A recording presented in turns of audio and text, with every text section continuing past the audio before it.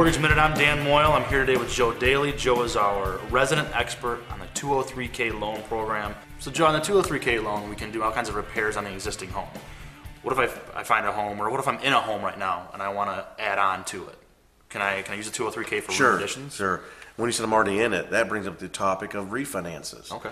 This is a purchase and renovate loan and a refinance and renovation loan. So if you're in your home now and you have little equity or just some equity, or the renovation budget would exceed the value of your home currently, that's what's great about a 203K. FHA allows you to go up to 110% of the after improved value. You're like, wow, have we already been there with all these, these extra loan amounts and these high LTVs, loan to values? But FHA realizes that a buyer may have to do repairs that are required items, and they may not add dollar for dollar value. Imagine replacing a full roof. Very expensive, especially if you have a special kind of roof, like a dimensional shingle and a 7/12 pitch roof, steep roof. Or a new furnace.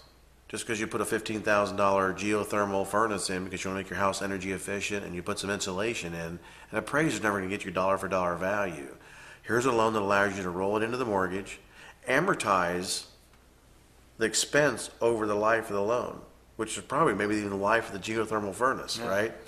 But I don't know way you can finance it now, and you don't get dollar for dollar value appreciated by the appraiser.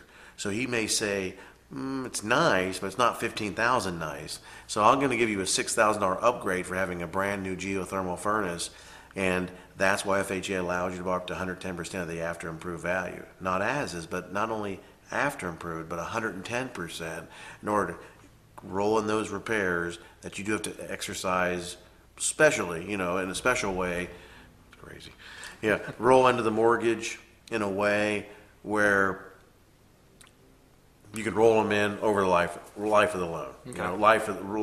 Economic life of that mechanical, if you will. Okay. So I can add a room, I can add something nice to the house. What about adding a second story? I mean, if I want to go just all out crazy here, can I even roll in that into it? Yeah, what we're looking for are after improved values. So we're going to have to find a comp. In our business, that's a comparable, right? Okay. A sold comparable. So if your neighborhood has 2 stories and ranches, and you decide to add a second story to your ranch style home, and we can find other like comparables, as long as the value is there, you could do that. So here you have a 1,000 square foot ranch.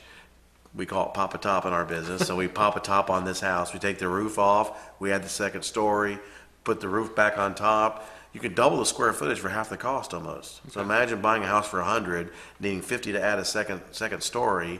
Here you've doubled the square footage for half the cost. Half of 100 would be 50, so that's your cost. So that's a great example. And that could be for both a purchase or a refinance.